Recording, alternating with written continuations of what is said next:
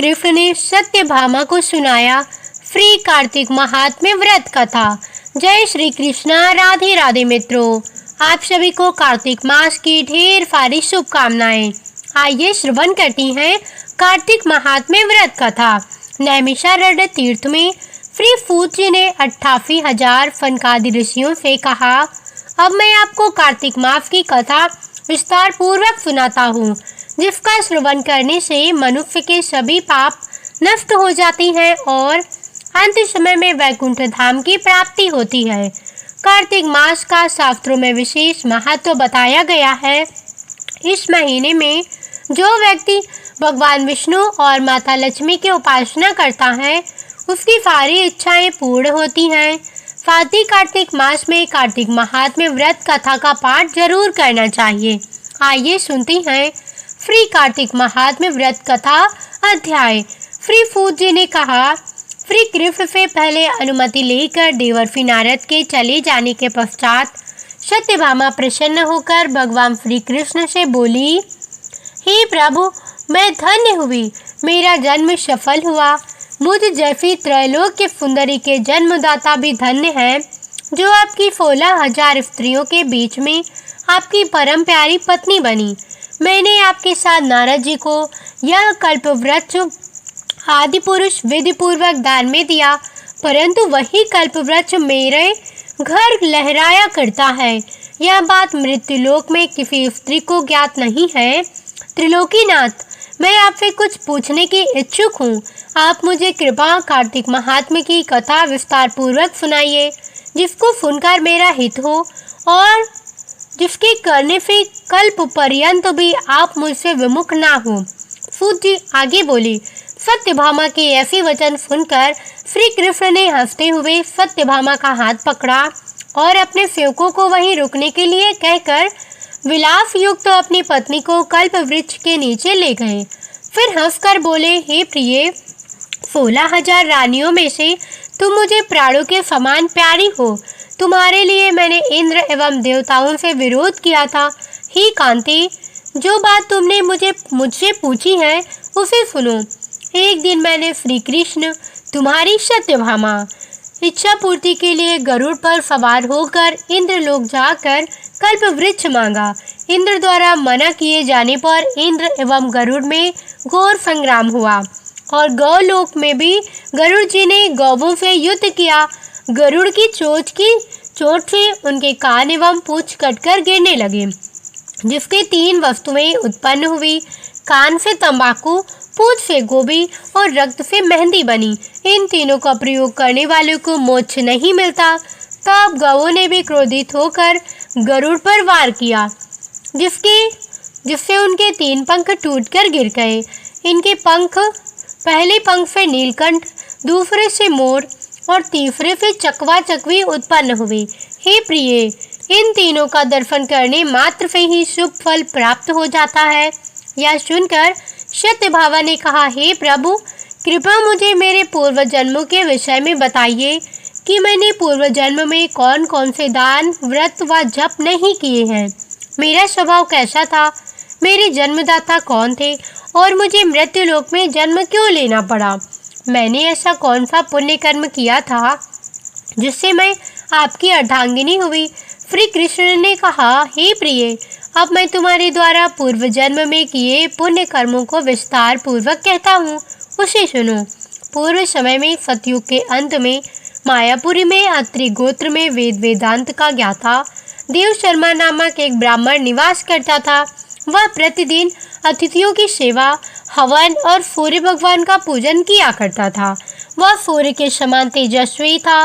वृद्धावस्था में उसे गुणवती नामक कन्या की प्राप्ति हुई।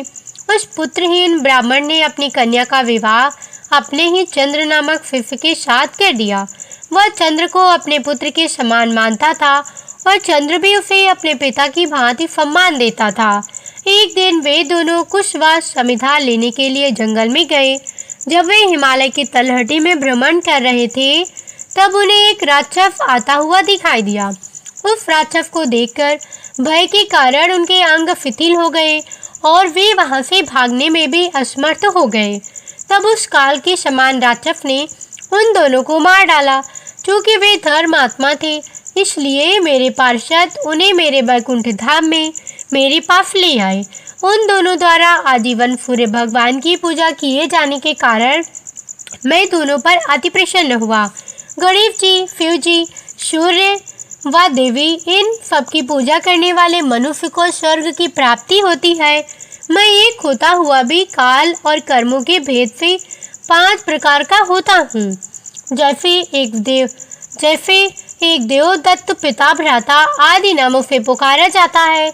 जब वे दोनों विमान पर आरूढ़ होकर सूर्य के समान तेजस्वी, रूपवान, चंदन की माला धारण किए हुए मेरे भवन में आए तो वे दिव्य भोगों को भोगने लगे। जय श्री कृष्ण। माना जाता है कि भगवान विष्णु को तुलसी जी बेहद प्रिय हैं। इसी कारण कार्तिक मास में ही शालिग्राम के रूप में भगवान विष्णु और तुलसी का विवाह भी किया जाता है। इस मास में तुलसी जी की विधिवत पूजा करने से हर दुखों से छुटकारा मिल जाता है। इसके साथ ही अकाल मृत्यु का भय भी समाप्त हो जाता है। आइए सुनते हैं कार्तिक महीने में सुनी जाने वाली तुलसी माता की एक कहानी। कार्तिक महीने में एक बुढ़िया माई तुलसी जी को सींचती और कहती कि हे तुलसी माता, सत की दाता, मैं तेरा बिरला सींचती हूँ। मुझे बहू दे, पीताम्बर की धोती दे, मीठा मीठा ग्रास दे, बैकुंठ में वास दे, चटक की चाल दे, पटक की मौत दे, चंदन का काठ दे, रानी सा साज दे, दाल भात का भोजन दे, ग्यारस की मौत दे, कृष्ण जी का कंधा दे। तब तुलसी माता यह सुनकर सूखने लगी। तो भगवान ने पूछा कि हे तुलसी, तुम क्यों सूख रही हो? तुलसी माता ने कहा कि एक बुढ़िया माई रोज आती है और यही बात कहकर जाती है। मैं सब बात तो पूरा कर दूंगी, लेकिन कृष्ण का कंधा कहाँ फैलाऊंगी? तब भगवान बोले, जब वो मरेगी तो मैं अपने आप कंधा दे आऊँगा। तू बुढ़िया माई से कह देना। जब बुढ़िया माई मर गई, सब लोग आ गए।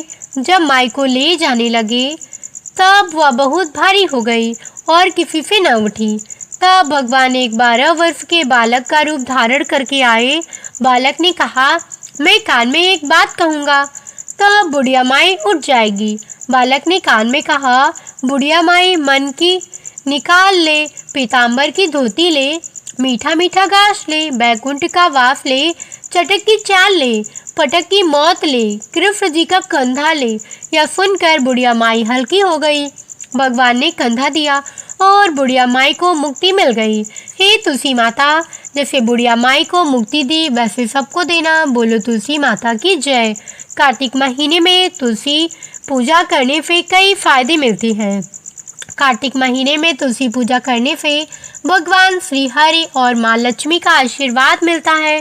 कार्तिक महीने में तुलसी पूजा करने से अकाल मृत्यु का भय कम होता है।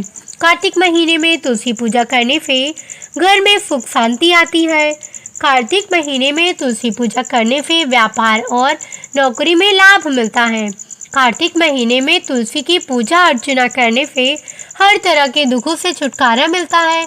कार्तिक महीने में तुलसी माता की पूजा करने से जीवन में सुख, शांति, समृद्धि स्थापित होती है। कार्तिक महीने में तुलसी पूजा करने से धन की कभी कमी नहीं होती। कार्तिक महीने में तुलसी पूजा करने से गरीबी से मुक्ति मिलती है। कार्तिक महीने में तुलसी पूजा करने के लिए ये उपाय अपनाए जा सकती हैं। कार्तिक महीने में तुलसी के समान सामने दीपक जलाना चाहिए। कार्तिक महीने में तुलसी नामाष्टक का पाठ करने और सुनने से लाभ दोगुना हो जाता है। कार्तिक महीने में तुलसी पूजा के साथ साथ भगवान विष्णु की भी पूजा करनी चाहिए।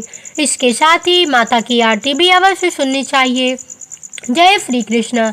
यह थी संपूर्ण कथा, कार्तिक मास का महात्म्य कथा जो श्री कृष्ण ने माता सत्यभामा को सुनाई थी। मिलती हूँ एक ऐसी ही धार्मिक और रोचक कथा के साथ। यदि आपको मेरी वीडियो पसंद आई हो तो वीडियो को लाइक, चैनल को सब्सक्राइब अवश्य करिएगा। जय बजरंगबली। राम राम।